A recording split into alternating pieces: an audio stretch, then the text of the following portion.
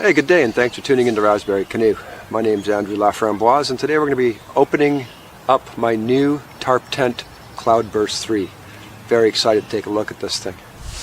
So, as much as I've been trying to convince my wife and baby that tarp camping is the best way to go, they're going to have none of that, and I don't blame them. I mean, there's certain comfort in ensuring that your baby is inside the tent when sleeping, and amongst a whole bunch of other things, from just enduring really heavy storms without too much messing around. When I'm out on my own or with my son Jackson, we're willing to take a few chances and suffer the consequences, but it's not fair to put a little one through that. So the challenge that I had was the previous tent that we were toting around was around 7 or 8 pounds. It was a great tent. In fact, I have it right here.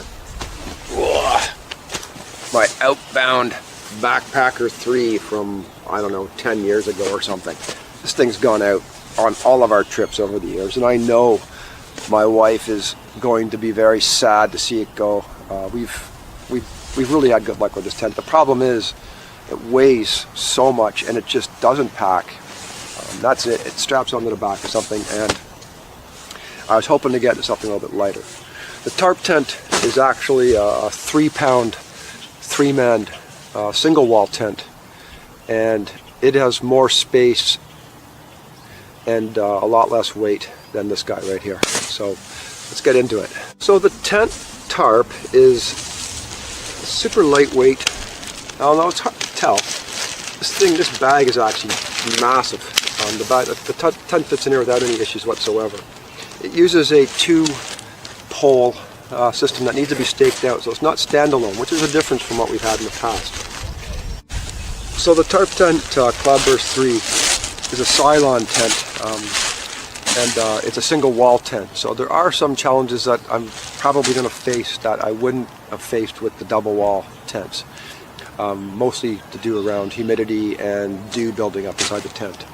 It's also not a freestanding tent, so it's going to require to be staked out for part of its sturdiness, so it doesn't stand alone. Mind you though, it only requires 2 sets of poles and 4 stakes. In the event that you want to actually winterproof it, so this is a 4-season tent, you can install the 3rd set of poles down the middle. Alright, well here we go. We're going to try to put this thing together for the first time. Although I did some of the tutorials, it is definitely not the easiest tent to put up the first time, not as intuitive as many that you might have put up in the past, but apparently once you get it, you get it, and this could be a 4-minute affair. So,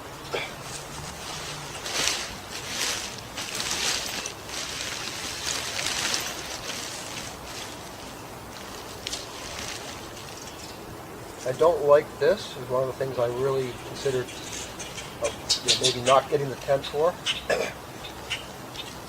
I'm not a big fan of feeding tubes through tents, but I decided I would opt for it because the benefits it brought.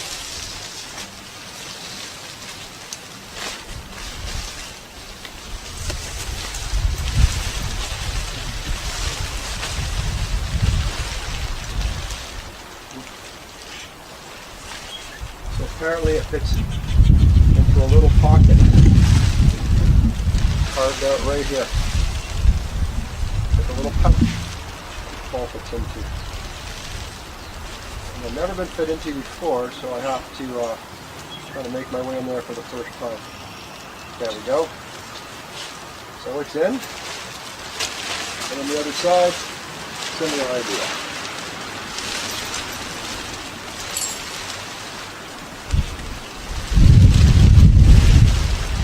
Out in front, we have a little wind.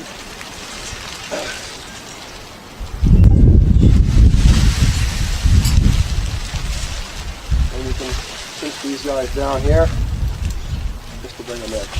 That's phase 1. Looks pretty good. Alright, phase 2.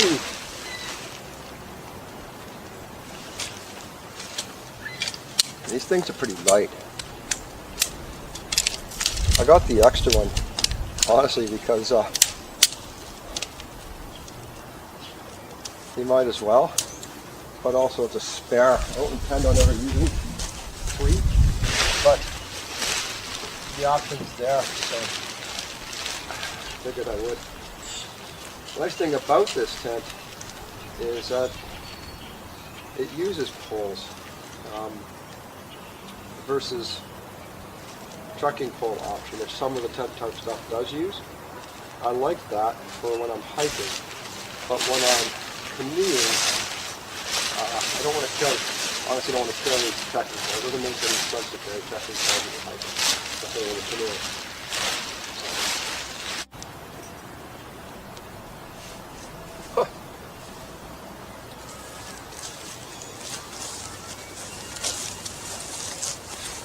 I wasn't expecting it to be quite that easy. I know there's some more to do, but honestly,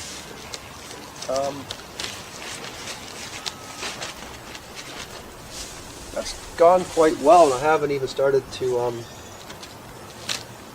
balance the. I haven't gone any deeper than just pegging. I haven't even done any tightening yet of the actual rods or the ropes here.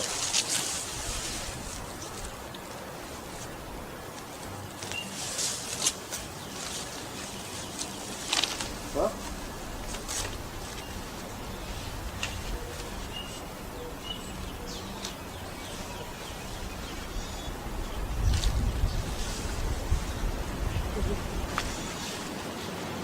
wow.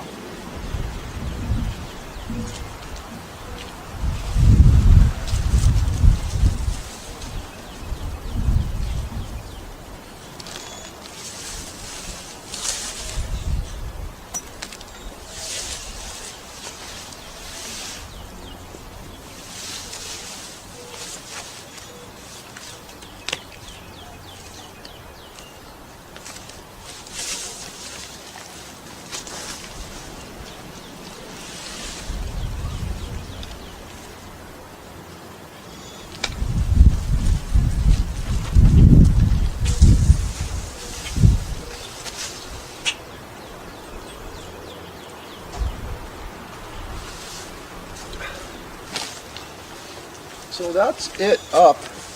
Honestly, that is 4 pins.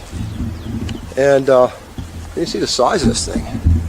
This is the outside, which is pretty nice, I think. And the third pole actually runs up on the inside. I'll show you how that goes. I will do that. But yeah, this is pretty awesome if you ask me. So there it is, all set up. Went up a lot quicker than I thought it would, actually, for the first time, and I still got some adjustments to make. The ground sheet actually fits well. It's a little long, and I can just fold it back. Never let your ground sheet exceed the footprint of your tent. Water will fall on and migrate under and get you wet. In fact, there's no harm in having your ground sheet just be a little bit smaller than this of your tent, as I've learned the hard way. So let's go and open this tent and take a look on the inside, see what kind of adjustments are there. So here we go, the first look inside. So do like the virtual zipper with me. Wow, that feels pretty good, actually. What does it do up here? Oh, it's not really, it's kind of stopped, but I wonder what it can do there. All goes right up. And that could be pegged out or folded back. Ooh, sewn in Seattle. Oh, the inside is enormous. Wow. Here we go. We got double-sided zippers. YKK, which is nice to see. They are lighter weight. So some things I really like. These clips.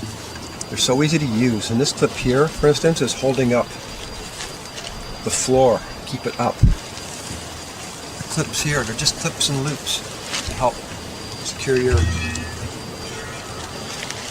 doors open and stuff. So there's no Velcro or screwy little things, they're just little clips.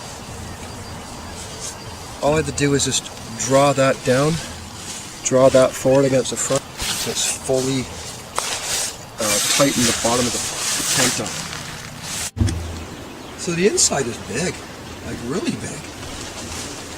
Like it's kind of hard to tell, but maybe I can do kind of like a lay down here. Like there's no problem me laying down inside this guy. There's gonna be no problem fitting 3 in here. So there it is. Installed, it's on the inside. A couple of Velcros to hold it on. And that brings the tent into winter mode. That is one slippery floor. I did opt for the seam seal here. And that makes, you can see he laid a couple of beads of sticky paint on here for us so that we don't slip around like maniacs. Actually, I've heard some folks complaining about slippery sleeping, and you can just put a little bit of silicone on the floor of your tent, or a couple of beads on your sleeping mat. That fixes the problem. It's a little difficult to see, but there's a little tab here and a clip. So regularly this clip is hooked up directly, but if you feed this guy up through and back off the wire down there, you can actually lift the entire tent wall up to allow for ventilation. So you can see it over here, it's just there undone. If I grab this and I actually undo that and loop this through here, it'll clip right there and it'll bring the floor up. And then in order to do it down, if it rains or whatever, you just have to unclip and then bring it down and just tighten up that little string there. So it's actually pretty cool for ventilation options.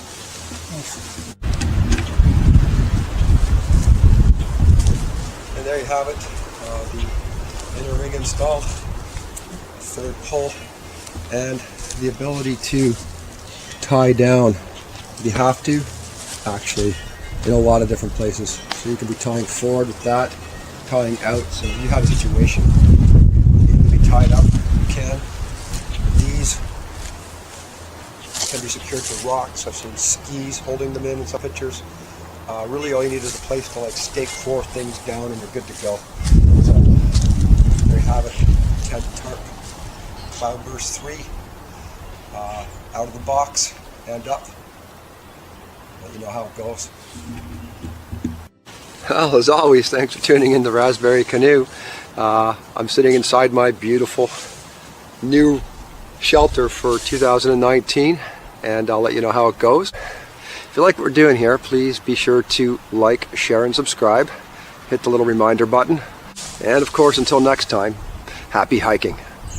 Bye for now.